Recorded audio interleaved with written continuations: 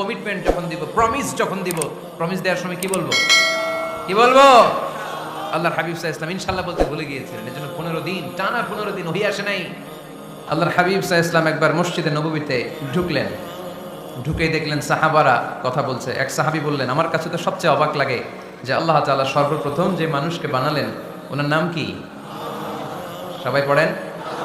তুমি মাটির আদমকে প্রথম সৃষ্টি করিয়া ঘোষণা করিয়া দিলে শ্রেষ্ঠ বলিয়া, তাই তো নূরের ফেরেশতা করে আদমকে সেজদা। ঠিক না? তাই তো নূরের ফেরেশতা করে হে আদমকে সেজদা, সবার চেয়ে সম্মান দিলে মাটির আদমকে। আল্লাহু আল্লাহু তুমি জাল্লে জালালুহু, শেষ করা তো যায় না গে তোমার গুণগান। আল্লাহু আল্লাহু সুবহানাল্লাহ পড়েন। এই সাহাবী বললেন যে আমার কাছে সবচেয়ে অবাক লাগে যে আল্লাহ তাআলা প্রথম মানুষ হিসেবে আদম আলাইহিস সালামকে বানালেন আর ওনাকে উপাধি দিলেন সফিউল্লাহ। আদম আলাইহিস সালামের উপাধি উত্তর দিতে হবে আওয়াজ করে। আদম আলাইহিস সালামের উপাধি কি ছিল? সফিউল্লাহ। আল্লাহর হাবিব সাল্লাল্লাহু আলাইহি ওয়াসাল্লাম দূরে দাঁড়িয়ে শুনছেন সাহাবাদের কনভারসেশন। আরেক সাহাবা বললেন, আরে আমার কাছে তো এর চেয়েও বেশি অবাক লাগে যে তিনি মূসা আলাইহিস সালামকে বানিয়েছেন নাজিউল্লাহ। নাজিউল্লাহ যে আল্লাহর সাথে না যা ইউনাজি মুনাজাত করে, গোপনে কথা বলে, কালিমুল্লাহ। এটা অবাক লাগে যে আল্লাহ তাআলা কোনো মিডিয়া ছাড়া, ভায়া ছাড়া, মাধ্যম ছাড়া পৃথিবীর একটা মানুষের সাথে সরাসরি কথা বলবেন। আমার কাছে তো উনার মর্যাদার সবচেয়ে বড় মর্যাদা মনে হয়, উনি নাজিউল্লাহ। আরেক সাহাবা বললেন, আমার কাছে তো এর চেয়েও বেশি অবাক লাগে সাইয়েদনা ইব্রাহিম আলাইহিস সালামের ব্যাপারটা, কারণ ওনাকে আল্লাহ তাআলা বানিয়েছেন খলিলুল্লাহ। তাহলে একজনকে পাওয়া গেল সফিউল্লাহ, আরেক নবীকে পাওয়া গেল কালিমুল্লাহ বা নাজিউল্লাহ, আরেক নবীকে পাওয়া গেল খলিলুল্লাহ। এই কনভারসেশন যখন আল্লাহর হাবিব সাল্লাল্লাহু আলাইহি ওয়াসাল্লাম শুনলেন, আল্লাহর হাবিব সাল্লাল্লাহু আলাইহি ওয়াসাল্লাম মসজিদে নববীতে প্রবেশ করে সাহাবাদেরকে বললেন, তোমরা যা বলেছো আমি সব শুনেছি, তোমরা যা বলেছো সব সত্যই বলেছো, ঠিকই বলেছো। আল্লাহ তাআলা একজনকে বানিয়েছেন সফিউল্লাহ, একজনকে বানিয়েছেন খলিলুল্লাহ, একজনকে বানিয়েছেন কালিমুল্লাহ। তবে জেনে রেখো আমি হচ্ছি হাবিবুল্লাহ। আমি Habibullah. The higher status, the highest peak of the status, সবচেয়ে উঁচু স্ট্যাটাস হচ্ছে আমার। খলিলুল্লাহ মানে আল্লাহর বন্ধু, হাবিবুল্লাহ মানে হচ্ছে আল্লাহর বন্ধু। কিন্তু খলিলুল্লাহ এমন বন্ধু যেই বন্ধু আল্লাহকে খুশি করার জন্য কাজ করে, আর হাবিবুল্লাহ হচ্ছে আল্লাহর এমন বন্ধু যেই বন্ধুকে খুশি রাখার জন্য আল্লাহ নিজেই কাজ করে।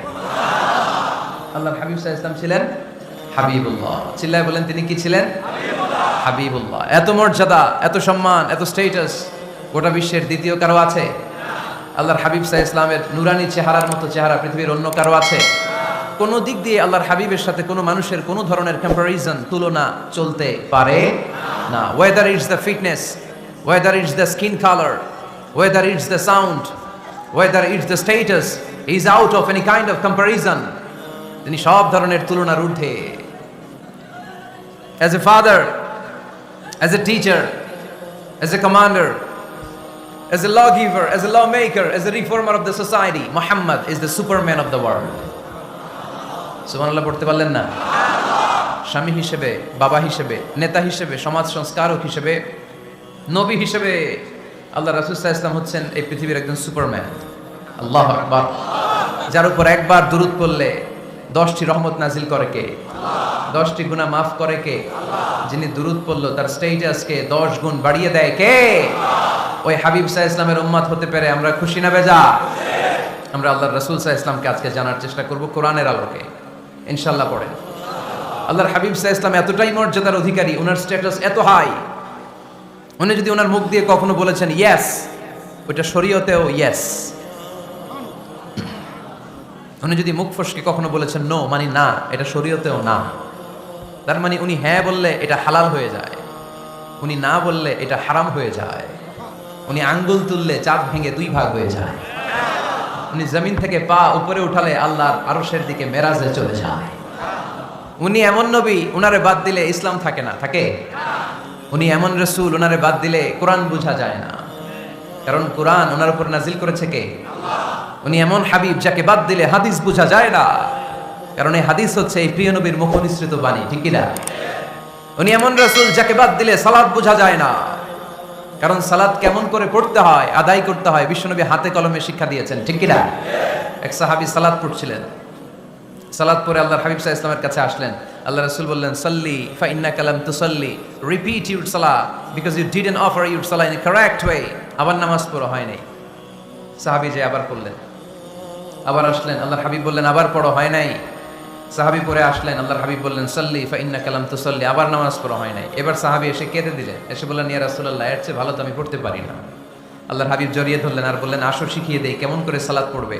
সালাতে কোনো তাড়াহুড়ো করবে না। রুকুতে যখন যাবে তোমার পিঠটা হবে স্ট্রেইট ফরওয়ার্ড, স্ট্রেইট ফরওয়ার্ড। রুকু থেকে সোজা হয়ে দাঁড়াবে, দুই সিজদার মাঝখানে সোজা হয়ে বসবে। সিজদায় যখন যাবে রিল্যাক্স করবে। সালাতে কি করতে হয়? রিল্যাক্স। আমার সাথে সাথে সবাই আওয়াজ করে পড়েন রিল্যাক্স। সালাতে রিল্যাক্স করবেন, আপনি তাড়াহুড়ো করতে পারবেন না। আল্লাহর হাবিব সাল্লাল্লাহু আলাইহি ওয়াসাল্লাম শিখালেন কিভাবে সালাত পড়তে হয়। তার মানে এই নবীরে বাদ দিলে সালাত বোঝা যায়, এই নবীকে বাদ দিলে সিয়াম বোঝা যায় না। সিয়াম কেমন করে পালন করতে হয় এই নবী শিখিয়েছেন। এই নবীকে বাদ দিলে হজ বোঝা যায় না, কারণ এই হাবিব বলেছেন খুযু আন্নী মানাসিকাকুম, কেমন করে হজ করতে হয় আমার কাছ থেকে শিখে নাও। এ নবী এমন নবী, এ নবীরে বাদ দিলে জান্নাতে যাওয়া যায় না, ঠিক কিনা? এজন্য এই হাবিবরে বাদ দেওয়া যাবে? আল্লাহর হাবিবের চাইতে শ্রেষ্ঠ কাউরে পাওয়া যাবে? আমার নবীর চাইতে বিশ্বস্ত কেউ আছে? সে কোন বন্ধু বলো বেশি বিশ্বস্ত, সে কোন বন্ধু বলো বড় বিশ্বস্ত,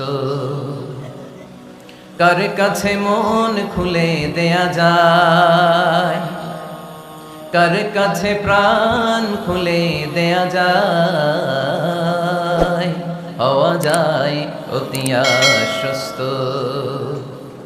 তার নাম আহমদ বড় বিশ্বস্ত। সুবহানাল্লাহ। ওনার চাইতে বিশ্বস্ত গোটা দুনিয়ায় দ্বিতীয় কাউকে খুঁজে পাওয়া যাবে? এজন্য উনি যা নিয়ে এসেছেন ওইটাই আমাদেরকে ধরতে হবে, because he is our model.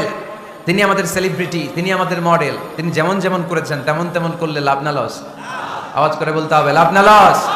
এজন্য আল্লাহর হাবিব সাল্লাল্লাহু আলাইহি ওয়াসাল্লামের আদর্শই আমাদের আদর্শ, ঠিক কি না? ওমা আতাকুমুর রাসূলু ফাখুযুহু ওমা নাহাকুম আনহু ফান্তাহু। Whatever he brings you, take it. Whatever he forbids, abstain from it. তিনি যা নিয়ে এসেছেন ধরো, তিনি যা নিষেধ করেছেন ছাড়ো। পারা যাবে? আমি প্রশ্ন করি, উত্তর দেন। তিনি যা নিয়ে এসেছেন ধরো। আওয়াজ করে বলবেন তিনি যা নিয়ে এসেছেন, তিনি যা নিষেধ করেছেন, এতেই কল্যাণ। দুনিয়াতেও কল্যাণ, আখিরাতেও কল্যাণ, ঠিক কি না? যা নিয়ে এসেছেন এতে বারাকা, যা নিয়ে এসেছেন এতে কল্যাণ, যা নিয়ে এসেছেন এতে রাহমা। যেটাই নিষেধ করেছেন ওটার মধ্যে গজব, ঠিক কি না? যেটাই নিষেধ করেছেন ওটার মধ্যে ক্ষতি, যা তিনি বারণ করেছেন ওইটাতে লস। আমরা লসের খাতায় নাম তুলতে চাই না।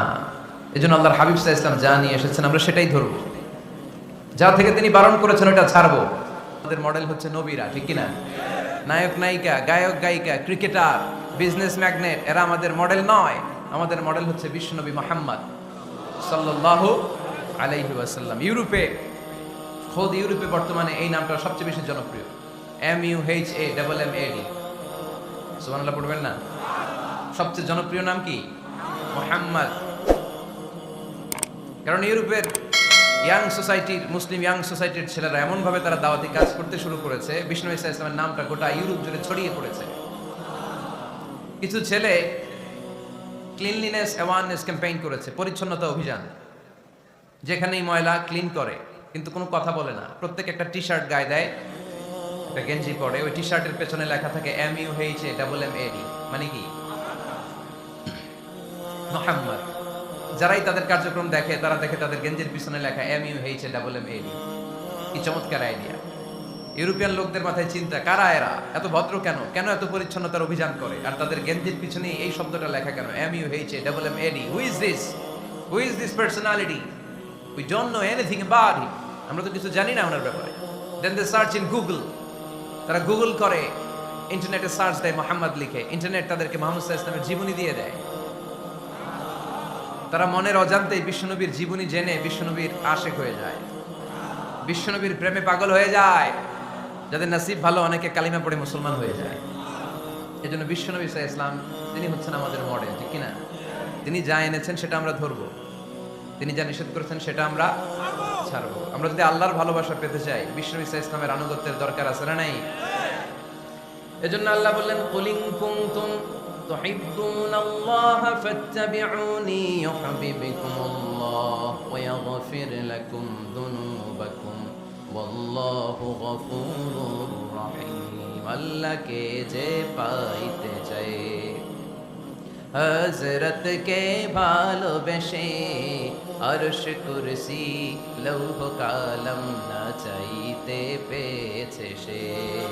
রাসূল নামের রশি ধরে যেতে হবে আল্লাহর ঘরে, নদী তরঙ্গে যে পড়েছে ভাই দরিয়াতে সে আপনি মেশে।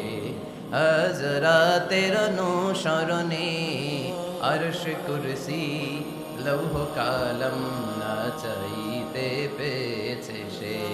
সুবহানাল্লাহ পড়ে। এজন্য আল্লাহর হাবিব সাল্লাল্লাহু আলাইহি ওয়াসাল্লামের ভালোবাসা আমাদের অন্তরে থাকার দরকার আছে না নাই? আনুগত্যের দরকার আছে না নাই? তাহলে আল্লাহর ভালোবাসা পাওয়া যাবে, ঠিক কি না? আজকে আমরা কোরআনের আলোকে আল্লাহর হাবিব সাল্লাল্লাহু আলাইহি ওয়াসাল্লামকে চিনব। আমরা কোরআন থেকে জানার চেষ্টা করব তিনি কেমন ছিলেন। কেমন ছিলেন আমার প্রিয় রাসূল? কোরআনুল কারীম থেকে যদি আমরা বিশ্বনবী সাল্লাল্লাহু আলাইহি ওয়াসাল্লামের পরিচয় জানতে চাই, কোরআন সর্বপ্রথম আল্লাহর হাবিবের যে পরিচয়টা আমাদেরকে দিবে, কোরআন বলবে তিনি হচ্ছেন রাসূলুল্লাহ। আমাদের প্রিয় নবীর সবচেয়ে বড় টাইটেলের নাম কি? রাসূলুল্লাহ। সবাই আওয়াজ করে পড়বেন, টাইটেলটার নাম কি? রাসূলুল্লাহ। পৃথিবীতে এর চেয়ে বড় টাইটেল আছে?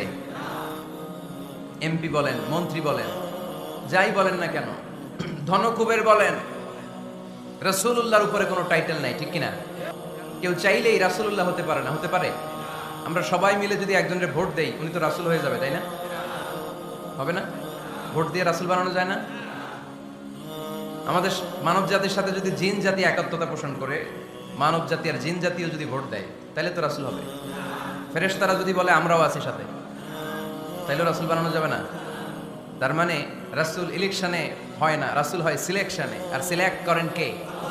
আল্লাহু ইয়ালামু হাইসু ইয়াজআলু রিসালাতাহ। আল্লাহই ভালো জানেন তিনি কাকে রাসূল বানাবেন। এজন্য চাইলেই রাসূল হওয়া যায় না, ভোট দিয়ে রাসূল বানানো যায় না। রাসূল সিলেক্ট করেন একজন, চিল্লায় বলেন তিনি কে? এজন্য কালামুল্লাহ মাজিদে বিশ্বনবীর সর্বপ্রথম যে পরিচয়টা পাওয়া যায়, কোরআন আমাদের সামনে আমাদের নবীর পরিচয় করিয়ে দিচ্ছেন, মুহাম্মাদুর রাসূলুল্লাহ ওয়াল্লাযীনা মাআহু আশিদ্দাউ আলাল কুফফারি রুহামাউ বাইনাহুম।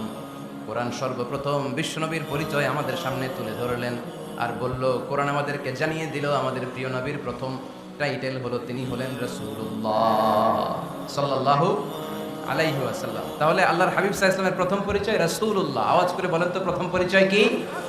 রাসূলুল্লাহ। তিনি আল্লাহর বার্তাবাহক, আল্লাহ তাআলার পক্ষ থেকে বাণীবাহকের কাজ তিনি করেন। কিন্তু আমার নবী এতটাই বিনয়ী ছিলেন, এতটাই হাম্বল ছিলেন, আউট অফ হাম্বলনেস তিনি নিজেকে রাসূল বলে পরিচয় করে দেওয়ার আগে তিনি নিজেকে আল্লাহর দাস বা গোলাম বলে পরিচয় দিতেন। পড়েন সুবহানাল্লাহ।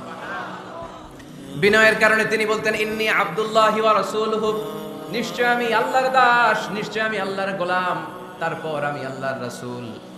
আল্লাহর হাবিব যখন আল্লাহর কাছে দোয়া করতেন, আল্লাহর হাবিব বলতেন, আল্লাহুম্মা ইন্নী আবদুক ওয়া ইবনু আবদিক ওয়া ইবনু আমাতিক নাসিয়াতি বিয়াদিক। আল্লাহর হাবিব বলতেন, আল্লাহ আমি আপনার গোলাম, শুধু আমি আপনার গোলাম নই, আমি গোলামের ঘরের গোলাম। আল্লাহু আকবার। আমার বাবা আব্দুল্লাহ আপনার গোলাম, আমার দাদা আব্দুল মুত্তালিব আপনার গোলাম, আমার দাদার বাবা তিনিও আপনার গোলাম, আমার মা হলো আপনার বান্দি। সুবহানাল্লাহ পড়ে। তাহলে তিনি রাসূল হওয়ার পরেও তিনি নিজেকে গোলাম বলে পরিচয় দিতেন, দাস বলে পরিচয় দিতেন। আমরাও যখন সালাতে তাশাহুদে পড়ি, আশহাদু আল্লা ইলাহা ইল্লাল্লাহ ওয়া আশহাদু আন্না মুহাম্মাদান আবদুহু ওয়া রাসূলুহু, তিনি আল্লাহর আবদ, তিনি আল্লাহর দাস, তারপরে তিনি আল্লাহর রাসূল। বিনয়ের কারণে আল্লাহর হাবিব সাল্লাল্লাহু আলাইহি ওয়াসাল্লাম পরে রাসূল হিসেবে পরিচয়টা পেশ করতেন। আগে বলতেন আমি আল্লাহর গোলাম, আমি আল্লাহর। তিনি দোয়া করতেন, আল্লাহ আমি আপনার গোলাম, গোলামের ঘরের গোলাম, বান্দির ঘরের গোলাম। আল্লাহ আমার মাথার চুলের ঝুঁটি আপনার হাতের মুঠোয়, আপনি যেদিকে টান দিবেন আমি ওদিকে যেতে বাধ্য। আপনি ডানে টানলে আমি ডানে যাই, আপনি বায়ে টানলে আমি বায়ে যাই, যেখানে নেবেন আমি ওখানেই যেতে বাধ্য, ঠিক কি না? আউট অফ হাম্বলনেস, বিনয়ের কারণে। কি বিনয়ী ছিলেন বিষ্ণু ঈসা ইসলাম। তিনি আল্লাহর রাসূল, তারপরেও তিনি পরিচয় দিতেন, আল্লাহ আমি আপনার গোলাম। আওয়াজ করে পড়েন সুবহানাল্লাহ। তাহলে প্রথম যে পরিচয় কোরআন আমাদেরকে দিল সেটা হচ্ছে আমাদের প্রিয় নবী ছিলেন রাসূলুল্লাহ। আওয়াজ করে বলেন পরিচয়টা কি? এর চেয়ে বড় পরিচয় হতে পারে? হতে পারে? দ্বিতীয় পর্যায়ে কোরআন আমাদেরকে জানাচ্ছে যে তিনি শুধু রাসূলুল্লাহই নয়, তিনি শুধু আল্লাহর রাসূলই নন, তিনি হচ্ছেন শেষ রাসূল, তিনি হচ্ছেন শেষ নবী, তিনি খাতামুন নবিয়্যিন। ওনার পরে আর কোন নবী আসবে? চিল্লায় বলেন। এই হায়দারগঞ্জের একজন যদি ঘোষণা দেয় আমি নবী, কি করবেন? ওই একজনকে মায়ের কারে কয়, হ্যাঁ কি করবেন আপনারা? কি করবা? মায়ের আইজো মায়ের কাইলো মায়ের, মায়ের উপরে ওষুধ নাই, ঠিক কিনা? আল্লাহর হাবিব সাল্লাল্লাহু আলাইহি ওয়াসাল্লাম তিনি ছিলেন শেষ রাসূল। সাইয়েদনা আদম আলাইহিস সালাম থেকে শুরু করে ঈসা আলাইহিস সালাম পর্যন্ত এই যে নবী আসার দ্য চেইন, এই ধারাবাহিকতা, বিশ্ব নবীকে এই দুনিয়াতে পাঠিয়ে ওই চেইনকে আল্লাহ পরিপূর্ণ করে দিলেন। চিল্লায় পড়েন আল্লাহু আকবার। এজন্য কোরআন আমাদেরকে বলে মা কানা মুহাম্মাদুন আবা আহাদিম মির রিজালিকুম ওয়ালাকিন রাসূলুল্লাহি ওয়া খাতামান নাবিয়্যিন। মুহাম্মদ তোমাদের কোন ছেলেদের পিতা নয়, পুরুষের পিতা নন, তিনি হলেন আল্লাহর রাসূল, তিনি হলেন শেষ নবী, তারপরে কোন নবী হবে না, ঠিক কি না? এজন্য আল্লাহর হাবিব বলতেন লা নবিয়্যা বাদি, আমার পরে কোন নবী নাই, ওয়ালা রাসূলা, আমার পরে কোন রাসূল নাই, তবে লাউ কানা বাদি নবিয়্যুন লাকানা উমর, তবে আমার পরে যদি নবী হওয়ার যোগ্যতা কারোর মধ্যে থাকে, আমার কলিজার টুকরা সাহাবা ওমরের সেই যোগ্যতা আছে। প্রভু তুমি বলেছো রাসূল দেবে না, বলনি দেবে না ওমর, বলনি দেবে না হামজা তারি, খালিদ বিজয় সমর। প্রভু তুমি বলেছো রাসূল দেবে না, বলনি দেবে না ওমর, বলনি দেবে না হামজা তারি, খালিদ বিজয় সমর। প্রভু তুমি বলেছো রাসূল দেবে না, ঠিক কি না? আল্লাহর হাবিব বললেন আমার পরে কোনো নবী নাই, আমার পরে কোনো রাসূল নাই, তবে আমার পরে যদি নবী হওয়ার যোগ্যতা কারো থাকে, ওমরের সেই যোগ্যতা আছে। সুবহানাল্লাহ। আল্লাহর হাবিব সাল্লাল্লাহু আলাইহি ওয়াসাল্লামের জামানায় এক লোক নবুয়তি দাবি করেছিল, ওর নাম ছিল মুসাইলামা। নাম কি ছিল? নাম শুনছেন না আপনারা? এসে নবুয়তির দাবি করে বলে ইয়া মুহাম্মদ আন-নবুওয়াতু নিসফুন লাকা ওয়া নিসফুন লি, নবুয়ত তোমার অর্ধেক আমার অর্ধেক, আমার অর্ধেকটা আমারে বুঝায় দাও। নাউজুবিল্লাহ পড়বেন না? আল্লাহর হাবিব বললেন কি নাম তোর? এই বেয়াদবটা বলল আমার নাম মুসাইলামা। আল্লাহর হাবিব বললেন আজ থেকে তুই শুধু মুসাইলামা নয়, আজ থেকে তুই মুসাইলামাতুল কাযযাব, মিথ্যাবাদী ভণ্ড মুসাইলামা, ঠিক কি না? এই বেয়াদবটা বিশ্বনবীকে কপি করত, আমার নবী যেমন যেমন করতেন ও তেমন তেমন করত। আল্লাহর হাবিব সাল্লাল্লাহু আলাইহি ওয়াসাল্লাম মদিনার নবজাতক শিশুদের মাথায় হাত বুলিয়ে দিলে বাচ্চাদের মাথার চুল বড় হয়ে যেত। এই বেয়াদবটাও কপি করে অনুকরণ করে তার এলাকায় নবজাতক বাচ্চাদের মাথায় হাত বুলিয়ে দিত, কিন্তু চুল বড় হওয়া তো দূরের কথা, যেই বাচ্চার মাথার তালুর মধ্যে এই বেয়াদবের হাত লাগছে ওই বাচ্চাগুলোর মাথা আজীবন ছিল টাক মাথা, কোনো চুলই গজায় নাই। আল্লাহর হাবিব সাল্লাল্লাহু আলাইহি ওয়াসাল্লাম লোনা পানির কুয়ার ভেতরে কুলি করে ফেলে দিলে ওই কুয়ার পানি মিঠা পানির কুয়ায় পরিণত হয়ে যেত, আর এই বেয়াদব মিঠা পানির কুয়ার মধ্যে কুলি ফেললে ওটা লোনা পানির কুয়া হয়ে যেত। আল্লাহর হাবিব সাল্লাল্লাহু আলাইহি ওয়াসাল্লাম দোয়া পড়ে গাছের মধ্যে ফু দিলে গাছের ফলনে বাম্পার ফলন হতো, আর এই বেয়াদব কোন গাছের মধ্যে ধরলে মুহূর্তের মধ্যে ওই গাছ মরে যেত। তার মানে নবীর সাথে বেয়াদবি করেছে, ঠিক কি না? আল্লাহর হাবিব সাল্লাল্লাহু আলাইহি ওয়াসাল্লামের পরে আর কোন নবী আছে? মির্জা গোলাম আহমদ কাদিয়ানী নাম শুনছেন?